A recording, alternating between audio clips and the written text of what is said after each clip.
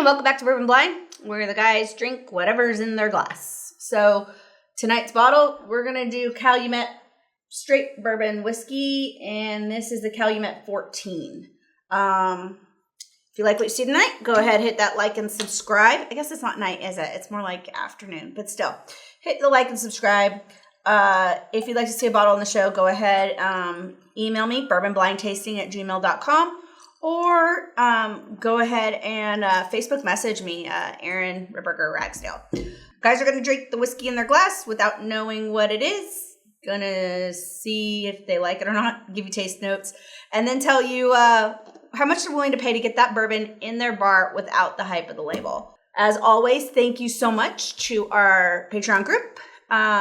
Couldn't do this without you guys. Gonna go get the guys, see what they think of the Calumet 14, and yeah.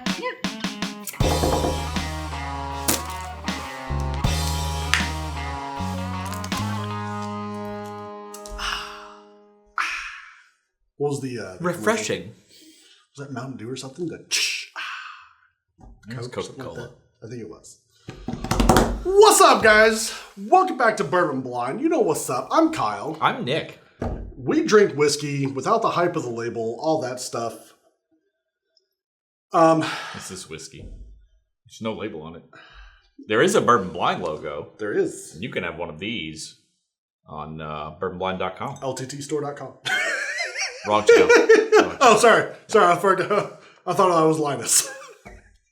I can absolutely see how you would confuse yourself with like a 5'4" Canadian man.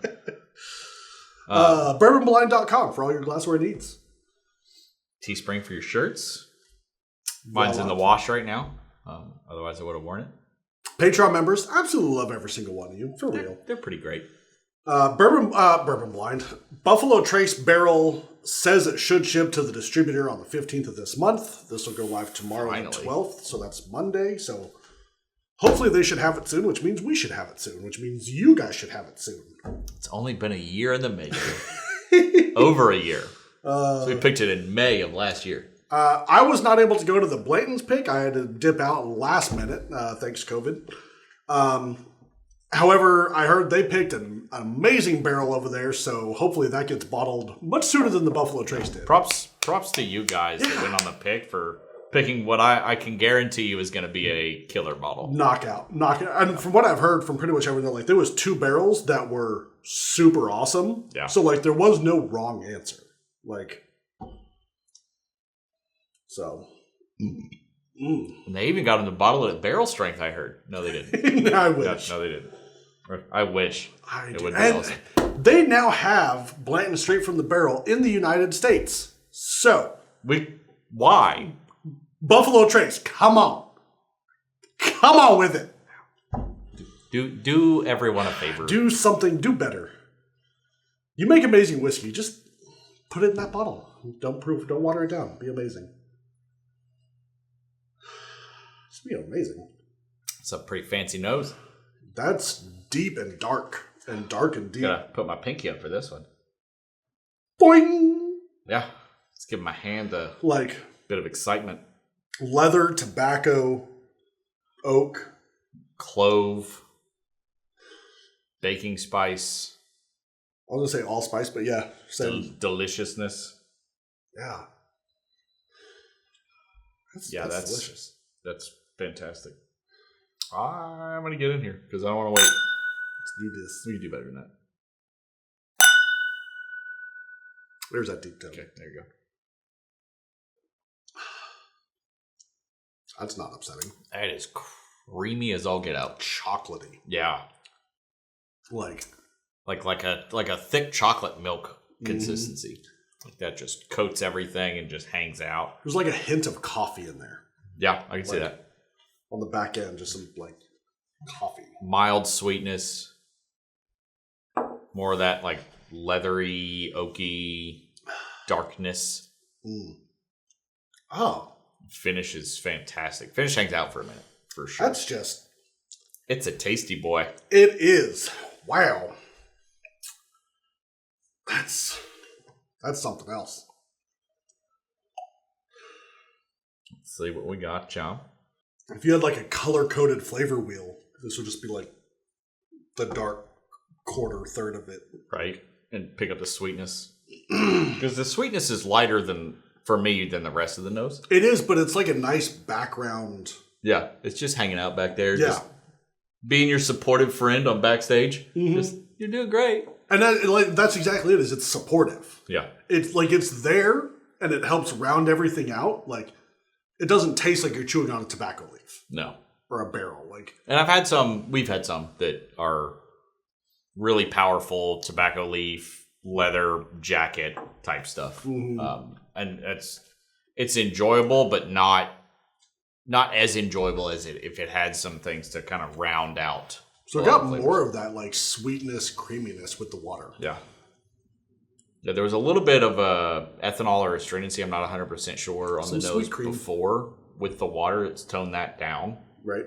Like, I want to just plow through this because it's freaking delicious. Even with the water, that's really good. Yeah. But I much prefer it without the water, though. Like, I want to plow through it, but at the same time, you could absolutely sit there and just pick this apart. Oh, this is one that can absolutely go one of two ways. You could absolutely just destroy half a bottle and just get obliterated that night. Or you could sit there and savor it with some friends and just drink and chat, you know. So I don't know if it's because I said sweet cream, but on the fresh nose. Sweet cream, okay. Yeah. So it may or may not have sweet cream, or right? Kyle may have influenced both of us. We don't know. But I could see that might be there because with the sweetness and that creamy texture on the palate. Mm-hmm. With that creamy texture on the palate, I could definitely see how that would transfer over to the nose if you sat there with it long enough. For the most part, this has no legs. Oh, no. It's Lieutenant Dan for sure. Like, there's a couple, like, hanging out, but I don't know if that's, like, the glass. Like, it's... Yeah. Yeah, this is Lieutenant Dan.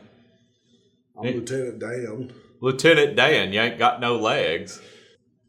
That's just real solid. Yeah, that's a solid, like, 9 out of 10. I'm for $140, $150. Easy. I was going to go like 75, 85. I was torn on pricing because this could 100% be a daily drinker. Oh, yeah. Or a special occasion. Yeah. You know, and I'm leaning more towards a daily drinker than special occasion with it.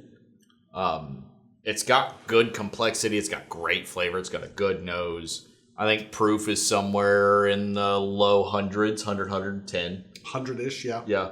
Okay, should we see what this is? We should. I'm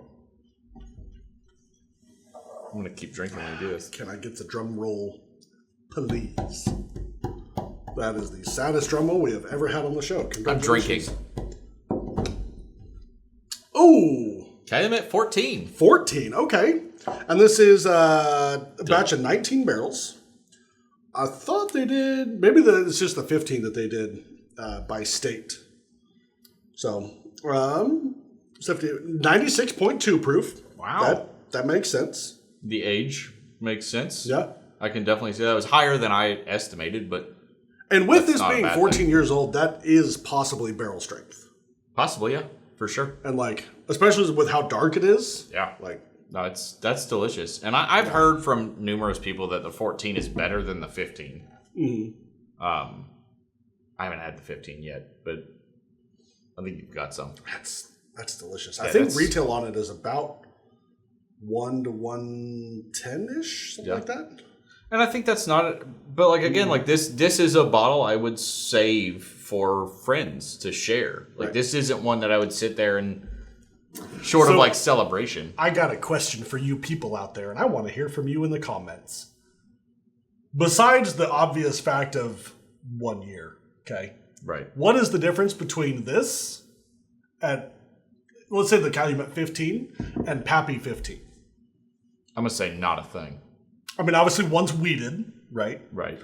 This is 96 proof, 97 proof? Yeah, 96 proof. The 15 years, 107. So there's that. But like, or like a 15-year Knob Creek. Which is like 120? Like, what's the difference? Is Knob Creek 15 100 or 120? The barrel picks are 120 proof. Yeah. Okay, that's what I thought. Like, what's the difference between that and Pappy 15? Other than the label. And obviously, like I said, one's weeded. But my opinion, it's exactly goose egg, nothing. Like, stop chasing the label. All right. Chase good whiskey, not the label that it has on it. Right. Off my soapbox now. No, Calumet Farms, them and Sam Houston, very similar. Both of them are fantastic. Calumet's doing some awesome stuff. I was actually just talking to someone about the Calumet 16 year. So anyway, be sure to check them out. I believe, rumored, they're sourcing from Barton, 1792, which would make sense with that flavor profile and everything. Yeah. 74% corn, 18 rye, 8 barley, 8 malted barley. So, no, Calumet's putting out some great stuff right now. I will say when they very first came out, I got one of them, maybe it was the Black Rack or something. It wasn't that good, and it kind of put me off of them for a while. But that's a Black Rack. Is it? Nope. Rack number. Oh, single rack black. So anyway, it was like their really wide bottle, and I just wasn't a huge fan of it. But everything they put out since then that I've tasted, the 14, the 15, the 16 year, I've liked all of them so far. So